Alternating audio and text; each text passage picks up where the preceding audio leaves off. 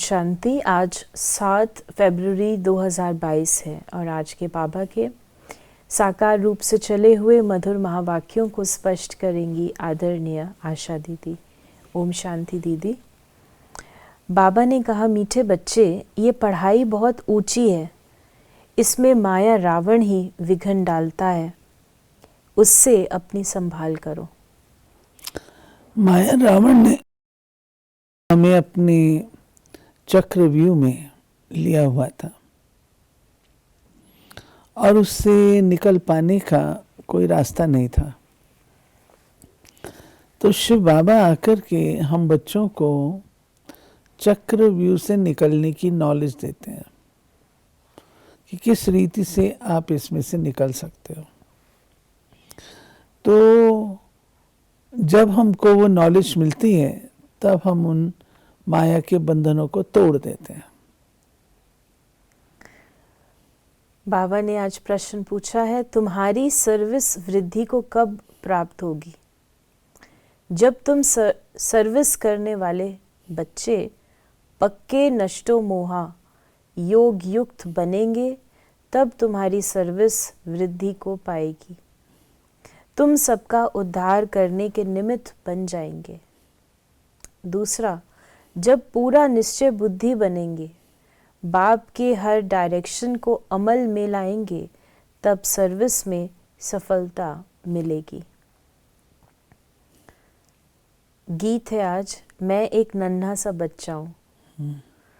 बाबा आकर छोटे छोटे बच्चों को ही समझाते हैं। कोई छोटे हैं, कोई मीडियम है, कोई बड़े हैं।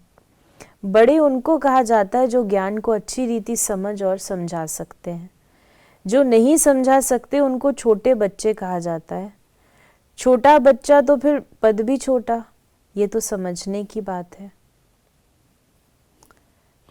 बाबा के सामने बच्चे तो सब है, आत्मा ज्योति बिंदु तो एक जैसी हैं, परंतु छोटे बड़े बाबा ज्ञान के हिसाब से कहते हैं।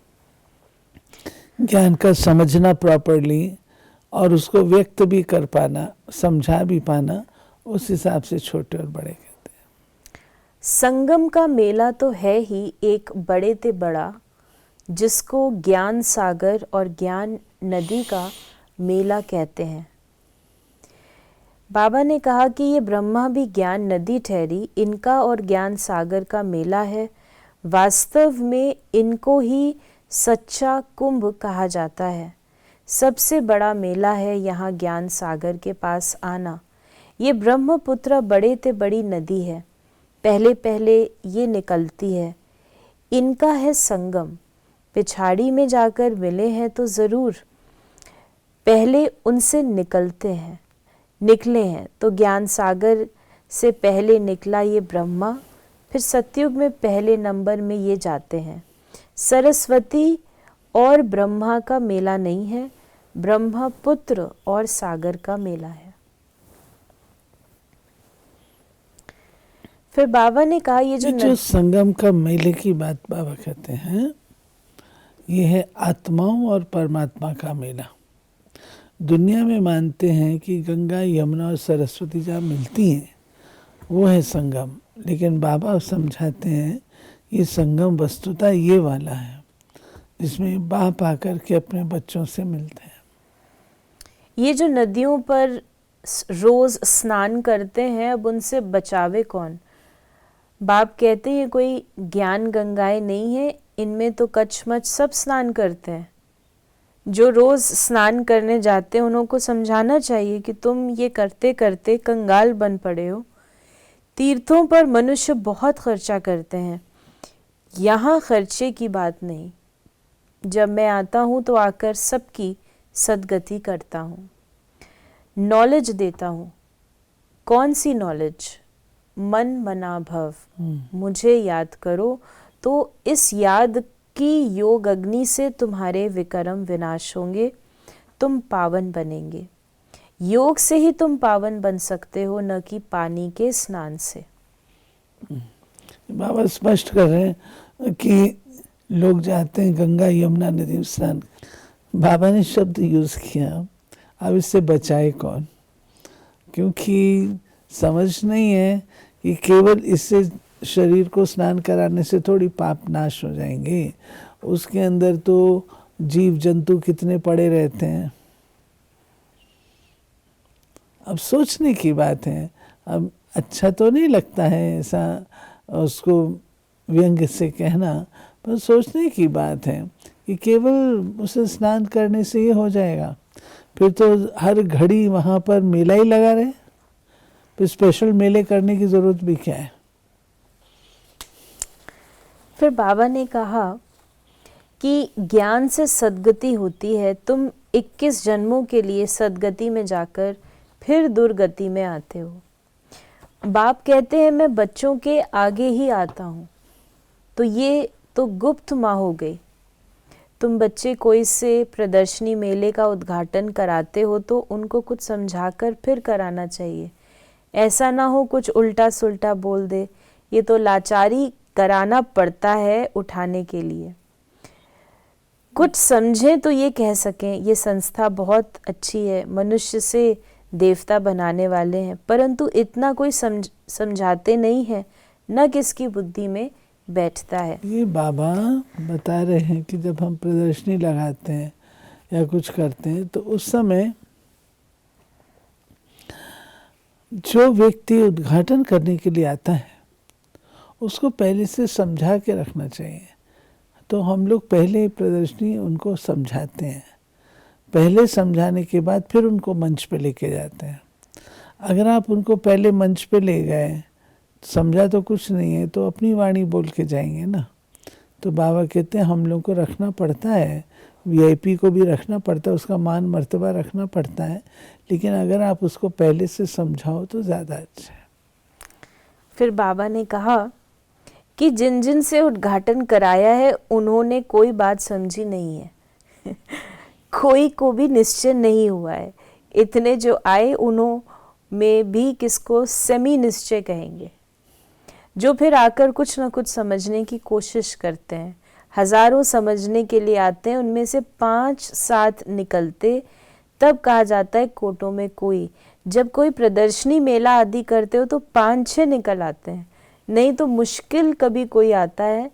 अक्सर करके पुराने ही आते रहते हैं, उनमें भी कोई को आधा निश्चय, कोई को चौथा, कोई को 10%। वास्तव में स्कूल में पूरे निश्चय बिगड़ तो कोई बैठ नहीं सकता। निश्चय हो तो समझे बैरिस्टर बनना है तो इम्तिहान ज़रूर पास करना है। यहाँ तो संशय बुद्धि भी बैठ जाते हैं, समझते हैं धीरे धीरे निश्चय हो जाएगा कि मनुष्य से देवता बनते हैं। यहाँ निश्चय होने के लिए बैठते हैं, फिर चलते चलते टूट भी पड़ते हैं। 4-5 वर्ष पढ़ते पढ़ते फिर संशय आ जाता है तो निकल जाते हैं। ये पढ़ाई है बहुत ऊंची और इसमें माया रावण के विघ्न पड़ते हैं। माया समझने नहीं देती, माया बच्चों की पढ़ाई में विघ्न डालती है। बाबा ने बताया, शुरू में ही बताया था कि तुम्हारी ये पढ़ाई में विघ्न पड़ते हैं, क्योंकि बाबा जो समझाते हैं उसके विपरीत कई प्रकार की बातें हमने सुन रखी होती हैं, तो बार बार वो बातें इंटरफियर करती हैं।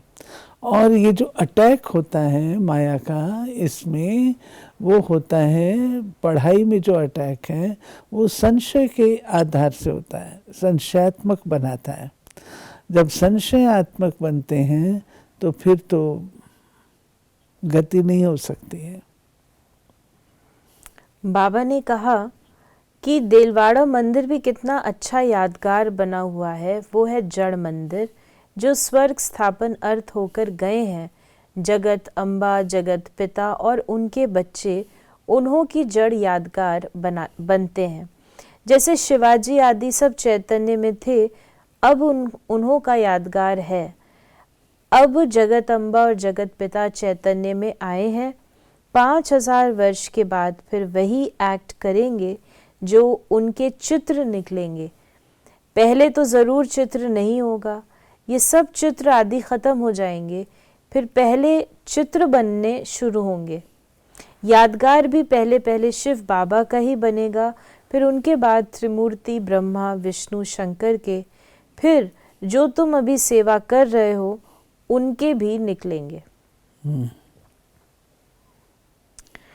फिर बाबा ने कहा कि परंतु देखा गया है बड़े लोग आवाज नहीं कर सकते, गरीब कर सकते हैं। हाँ, कोई ज्ञान धन में भी साहूकार हो जाए तो आवाज कर सकते हैं। ये पानी की नदियों में स्नान करते ही आए हैं। फिर बाबा ने कहा कि बाप कहते हैं सदगति तो 1 सेकंड में मिल सकती है।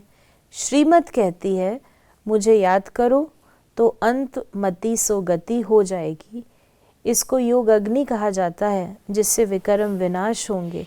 ये जो बाबा ने कहा सदगति 1 सेकंड में, ये रियलाइजेशन की बात है। जब आत्मा को पता लगता है, ठक्का लगता है कि मैं ये आत्मा हूँ और ये परमात्मा है और ये मेरी प्राप्ति है, तो फिर उसको ज़्यादा समय नहीं लगता। वो फिर सेकंड में सदगति का अधिकारी हो जाता है, पुरुषार्थ करना शुरू कर देता है। बाबा ने कहा कि जिससे विकर्म विनाश होंगे, इसलिए बाप कहते हैं मुझे याद करो तो एवर हेल्दी बनेंगे। फिर मैं हूँ ही स्वर्ग स्थापन करने वाला। इस चक्र को याद करने से तुम चक्रवर्ती राजा बन जाएंगे। बाप और वर्षे को याद करो। फिर बाबा ने कहा कि तुम किसकी सदगति नहीं कर सकते, तो शिव बाबा से ये सच्ची सच्ची ज्ञान गंगाएं निकली हैं। शिव काशी विश्वनाथ गंगा, फिर वो पानी की गंगा समझ लेते हैं। फिर बाबा ने कहा कि ऐसे नहीं सबको एक जैसी धारणा हो सकती है, नंबर वार पुरुषार्थ अनुसार धारणा होती है। पॉइंट्स बहुत अच्छी हैं, पॉइंट्स भी धारण हो तो नशा भी चढ़े। फिर बाबा ने कहा बाबा बहुत सहज तरीका बताते हैं, फिर भी कोई लिखते हैं बाबा कृपा करो, बाबा शक्ति दो, तो बाबा समझ जाते हैं ये भगत बुद्धि है। बाबा को ये पसंद नहीं था। बाबा कहते अधिकारी होना चाहिए, मांगने वाला नहीं। बाबा ने कहा कि इस समय तुम ब्रह्मा कुमार कुमारियां हो, फिर बनेंगे दैवी कुमार कुमारियां, फिर कभी विष्णु कुमार, कभी क्या जन्म लेते और बनते रहते हो। अभी तुम हो ईश्वरीय कुमार, फिर दैवी कुमार।